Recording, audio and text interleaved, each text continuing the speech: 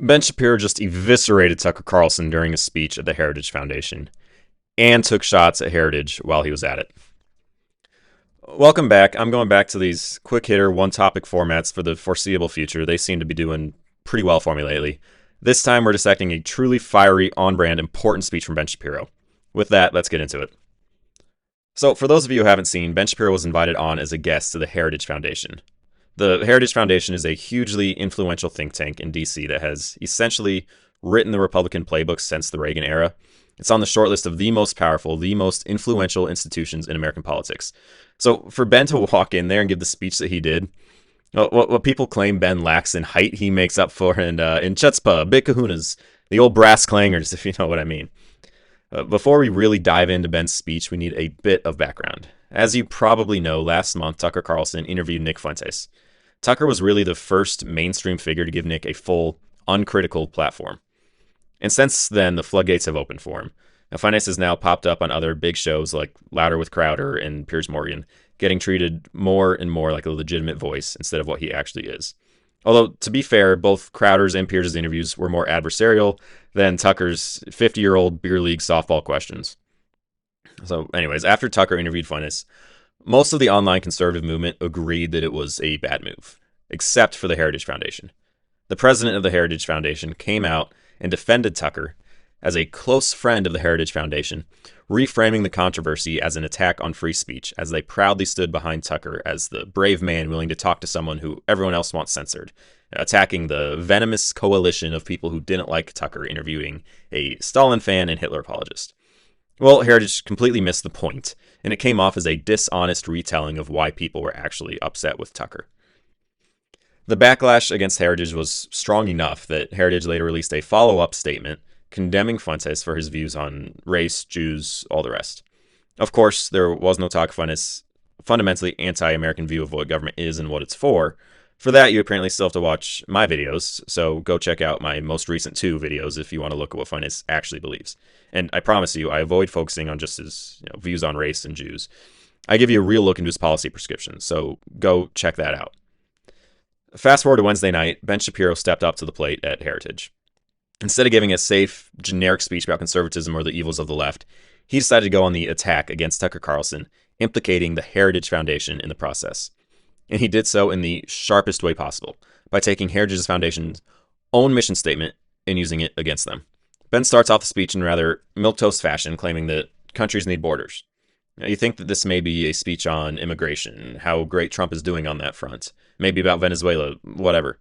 But then the tone shifts. Let's watch. So, let me begin with a non-controversial statement. A country without borders is not a country. America, for example, is a country. It is a country with certain ideals embodied in the Declaration of Independence, with certain governmental structures embodied in the Constitution of the United States, with a certain culture rooted in Judeo-Christian thinking and springing from Anglo-American traditions. If America does not protect its borders, America ends. A country without a border is no country at all. If we take in millions of people out of sympathy, and those people fail to assimilate to our values, then we lose our character as a country.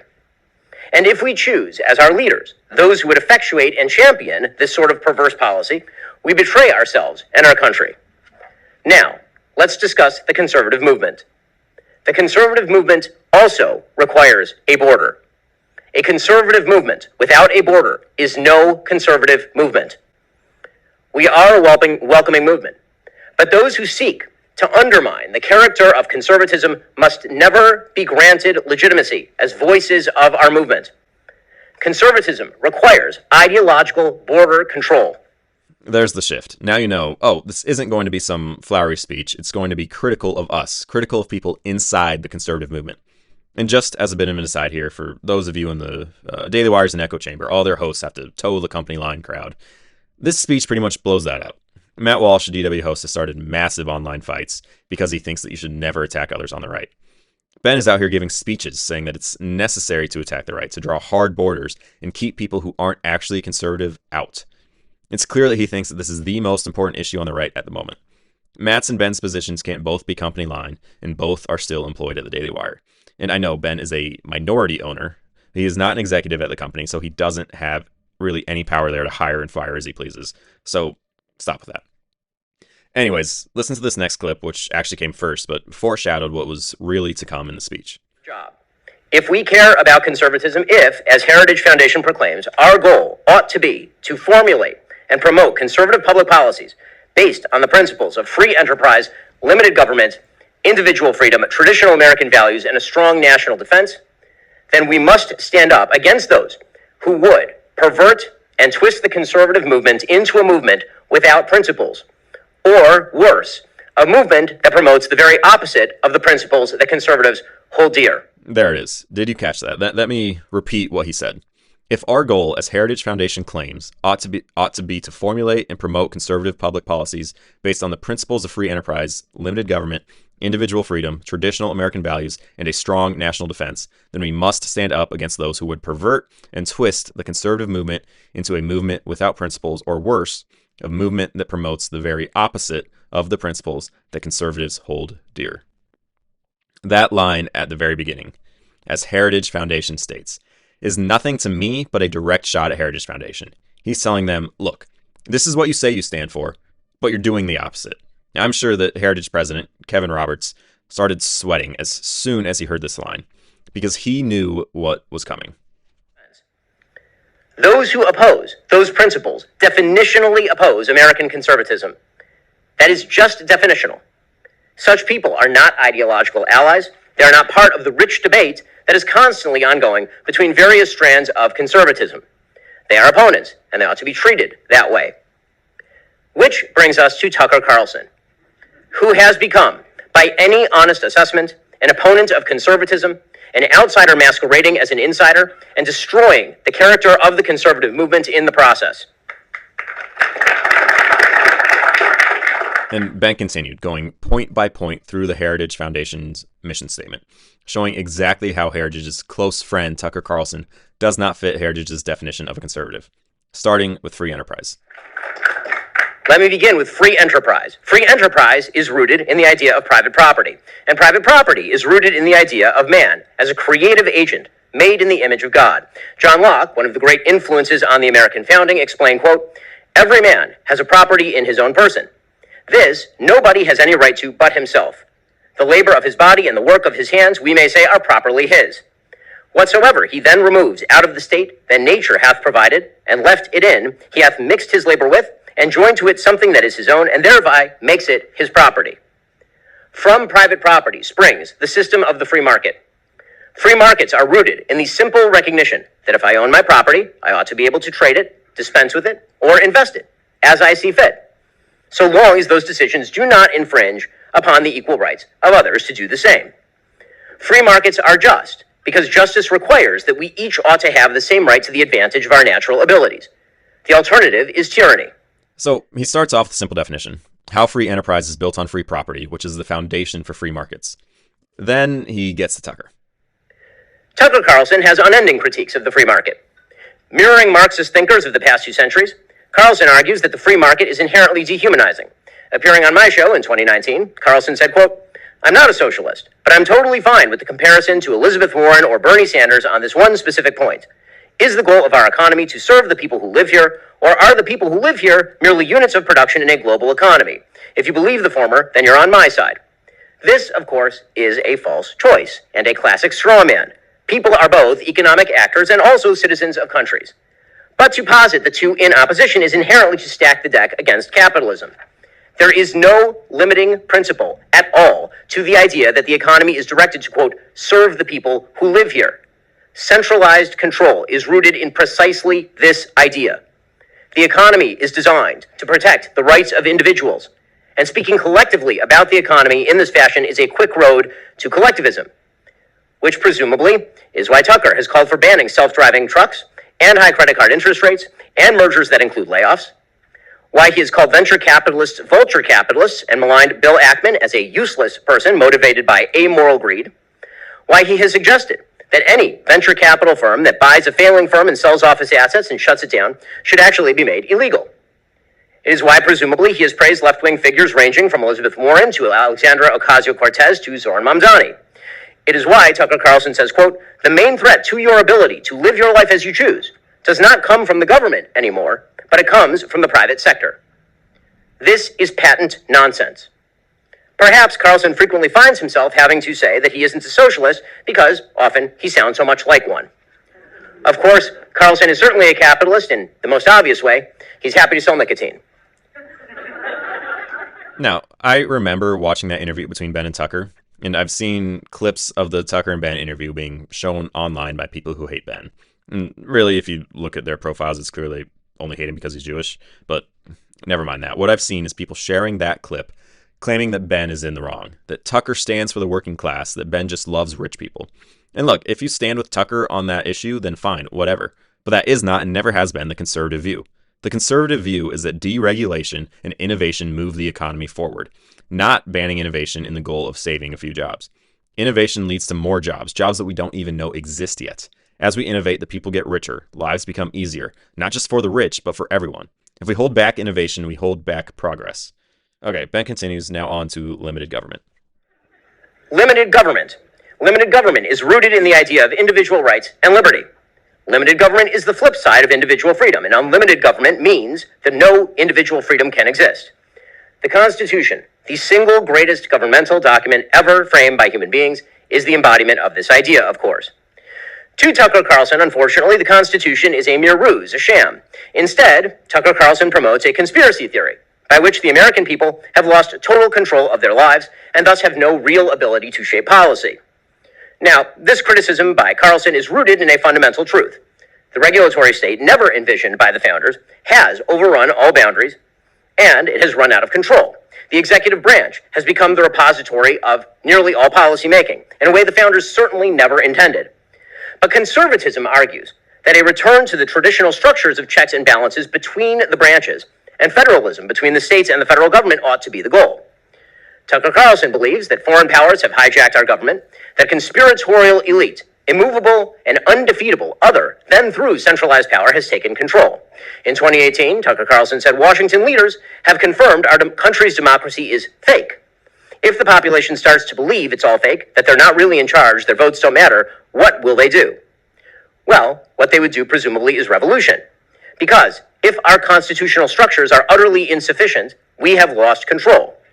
In fact, according to this view, the entire classically liberal structure of our system is wrong. As Tucker Carlson recently put it in his podcast, and this is a direct quote, feudalism is so much better than what we have now, because at least in feudalism, the leader is vested in the prosperity of the people he rules, which is a strange contention to make about feudalism if you know literally anything about the history of feudalism. He said, quote, if all your serfs die, you starve. There's a true incentive to care for those people. Nothing says caring like feudalism. The founders would have hated nothing more than such sentiments. Thomas Jefferson called feudalism an engine of immense oppression. Alexander Hamilton argued that the Constitution was designed to replace feudalism with allegiance to law. John Adams called feudalism a brutal, quote, system of inequity. And they were right, which is why the Constitution is designed the way it is and why conservatives should seek to uphold and strengthen it. This, to me, is the most easily understandable, easily refutable aspect of the new right that is emerging. The most telling sign that you are not a conservative is that you no longer believe in a limited government. Now, you could quibble with Ben's examples and say that Tucker wasn't actually advocating for a feudal system. He just thinks it's better than what the government has become. You could say that Tucker still believes in limited government. He just doesn't think it's possible to go back to one as limited as the founders envisioned. And you can make that argument, sure. But the point is that Tucker has abandoned that vision. Call it what you want, but don't call it conservatism to argue that feudalism is better than our system of government. And this is actually my main contention with Nick Fuentes, as I've shared in my last two videos. This wave of so-called right-wing thinkers like Fuentes and Tucker believe that because the executive branch is so big, we may as well just give them more power. Now, Fuentes has even called for a king in the past. And look, the desire for a king has been a slow-growing, popular movement in right-wing circles, especially among men around my age and younger. I remember a few years ago, Andrew Klavan interviewed a guy about my age who wanted a king. But the problem with that is that a government must be beholden to some higher good, some higher authority. As Bishop Barron writes in Light from Light, to be properly exercised, power must be in right relation to the transcendent moral and spiritual truth that ought to guide it. Untethered to such truth, power becomes arbitrary and self-interested.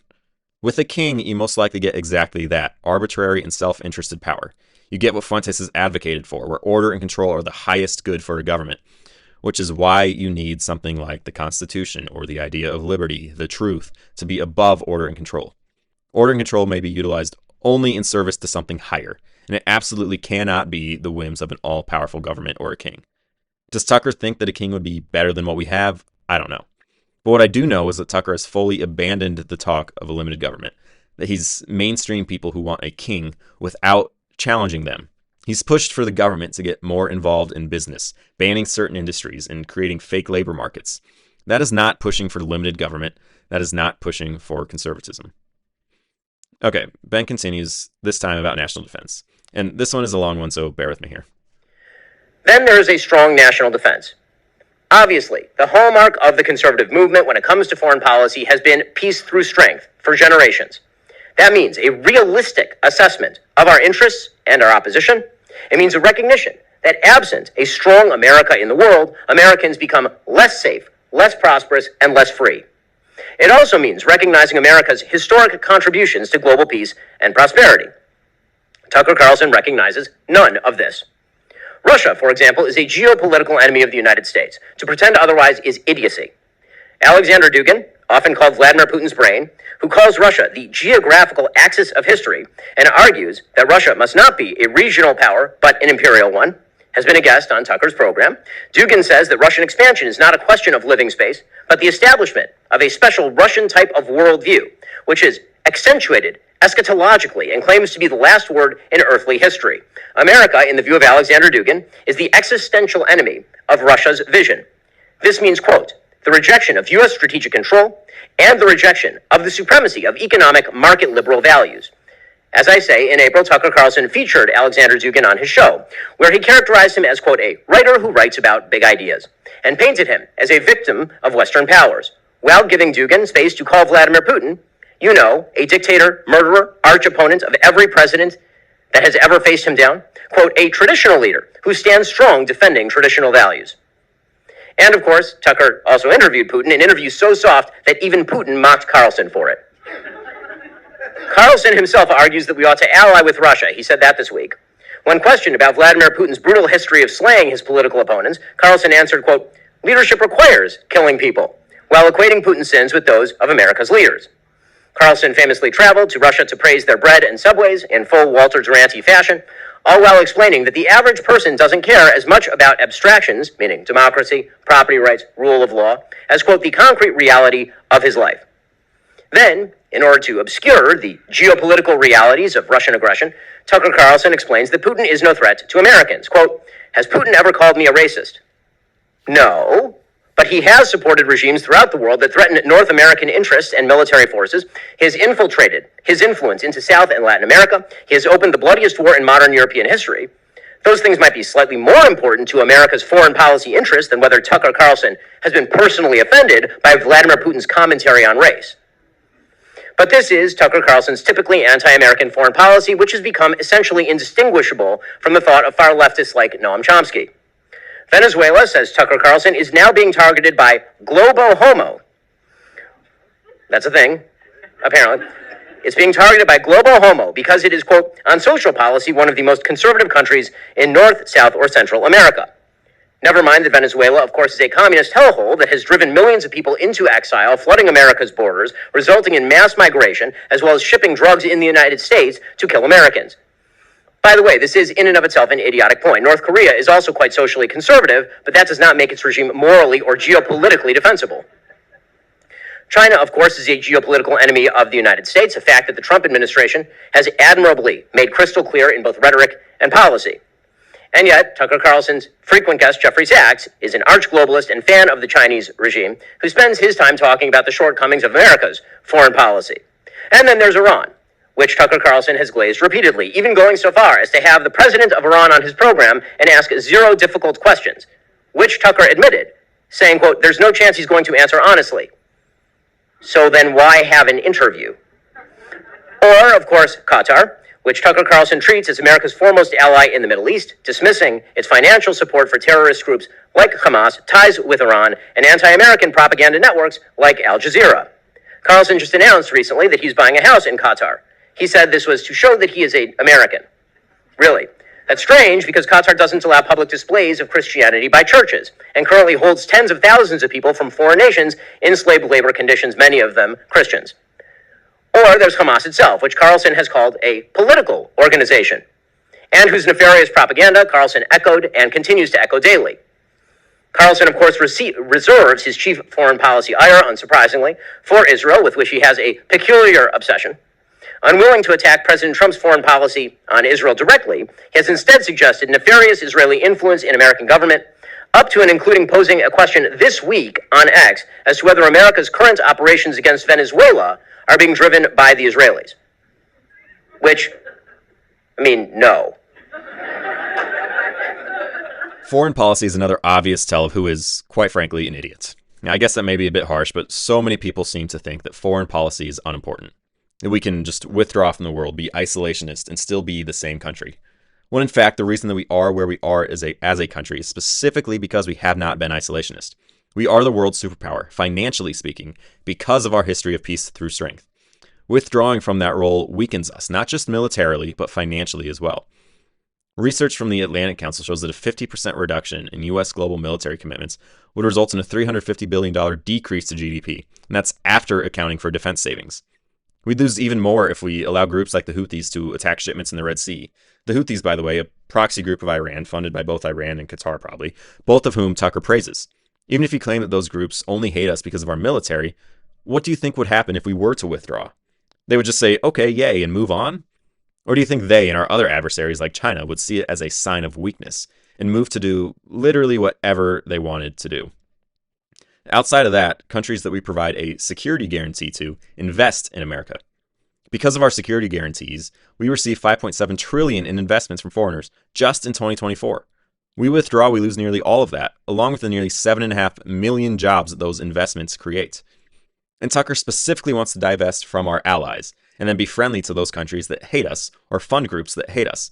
Qatar is quite obviously playing him, and playing Trump, and playing everyone who is fascinated by their money. Tucker praises regimes that don't allow gay marriage, but poo-poos those same regimes that also hold slaves and fund terrorist groups and don't allow open displays of Christianity. Sure, there may be, let me check here, 6 whole Christian churches in the entire country of Qatar, but they can't display their faith publicly. Tucker just spends his time attempting to subvert all that America stood for on the national stage and make Americans lose trust in what America is. Further proof of that is in this clip as Ben continues. Carlson says that the people he, quote, dislikes more than anybody in the world are Christian Zionists, whom he says engage in heresy and also have a brain virus. All of this presumably based on his thorough understanding of the Bible, which he admits he first read from start to finish in 2023, 2 whole years ago. And as for America's historic role in the world, particularly since World War II, Tucker has little but scorn. Presumably, this is why he has spent the last several years touring the world condemning America and Britain for fighting the Nazis in World War II, insisting that the West won a Pyrrhic victory in that war and that Winston Churchill was essentially a failed leader. In fact, he calls revisionist pseudo-historian Darrell Cooper, whose sympathy for the Nazi movement and fandom of Holocaust deniers is well cataloged, quote, America's best and most popular historian, and has hosted him repeatedly. Look, I'm with Ben on the Christian Zionist thing, but I'm not even going to focus on that because, quite frankly, I don't need to. All that will do is give the Jew haters a reason to dismiss the entire speech, even though they already have because Ben is a Jew. So instead, I want to focus on Tucker's view of World War II.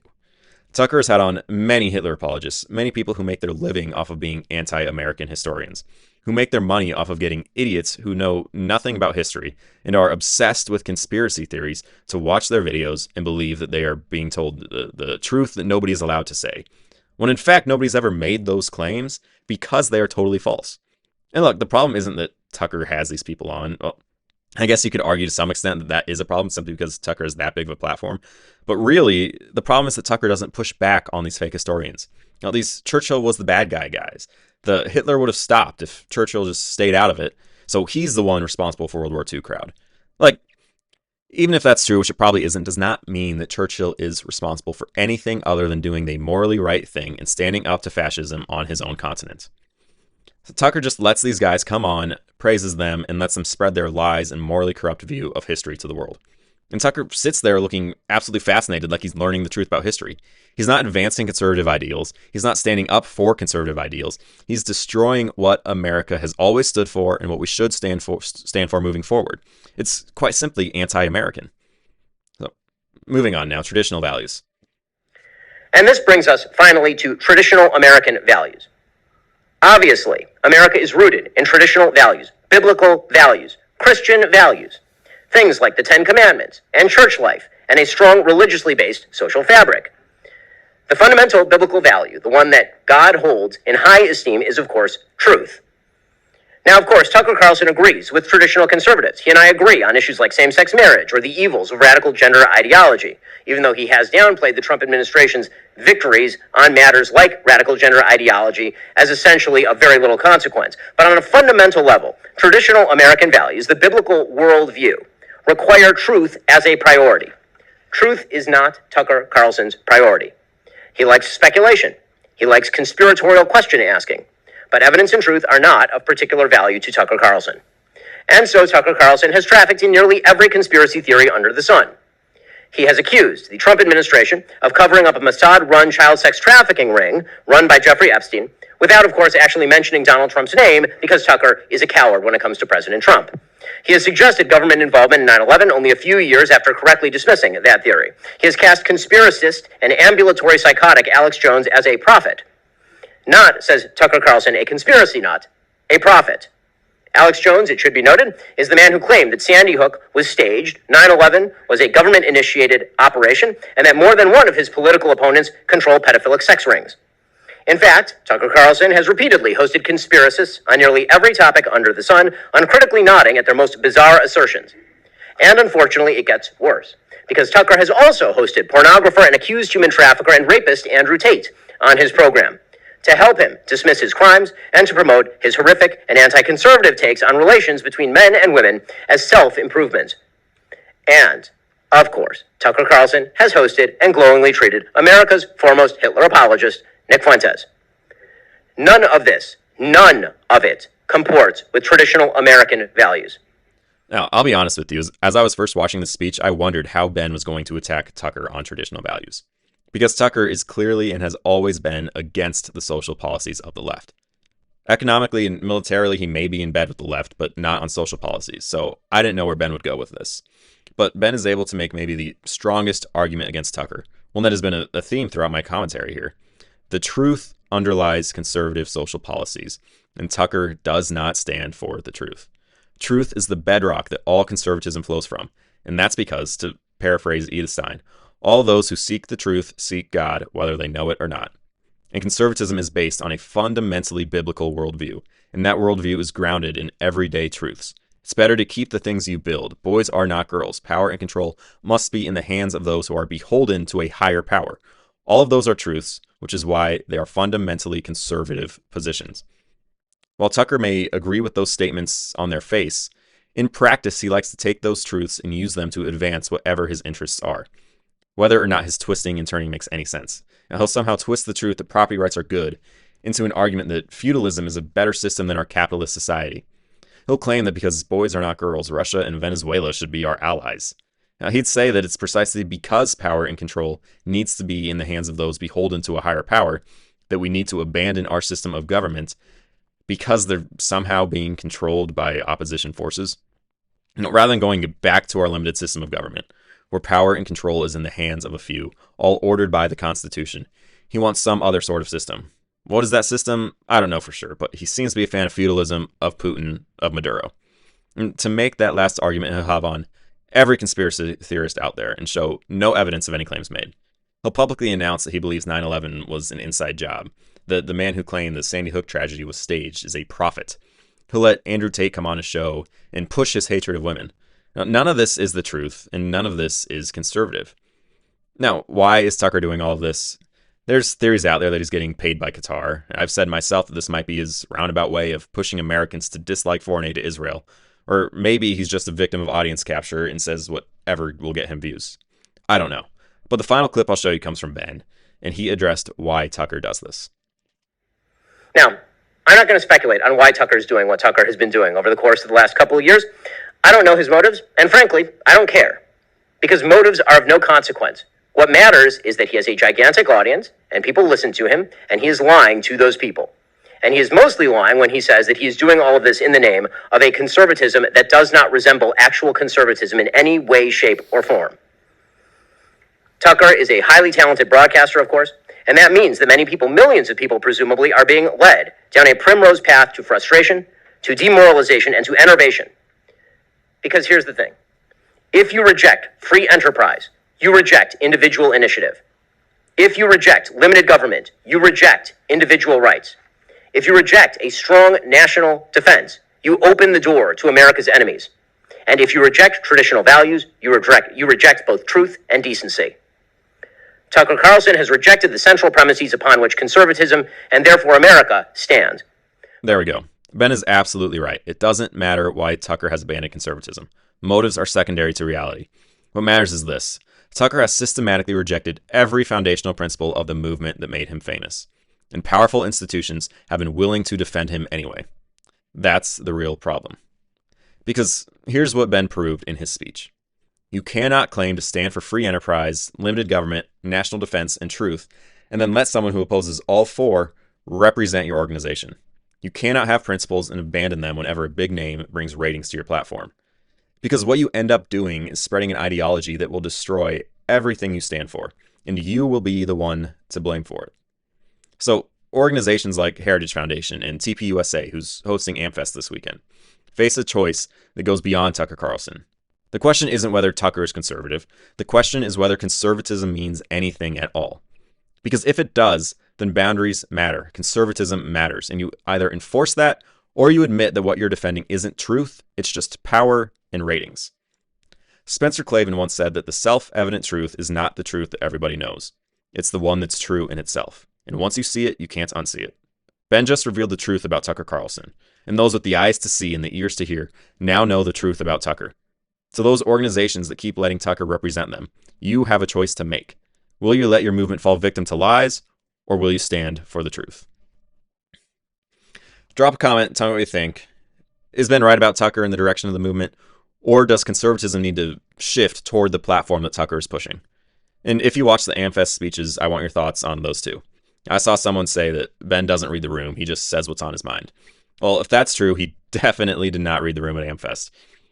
He went after Tucker, Megyn Kelly, Candace Owens, and anyone refusing to denounce the conspiracy theories that Candace is spreading. And he did so right before Tucker was scheduled to speak. Personally, I think that's good. I think he's standing up for what he sees as the most important problem on the right now. But what do you think? Should he read the room and stick to attacking the left? Or when he's speaking to a fully conservative crowd, is it more important to confront uniquely conservative issues? I'm firmly in the latter camp. Let me know where you land in the comments. Hit like, subscribe, drop comment. I'll see you next time. Thank you.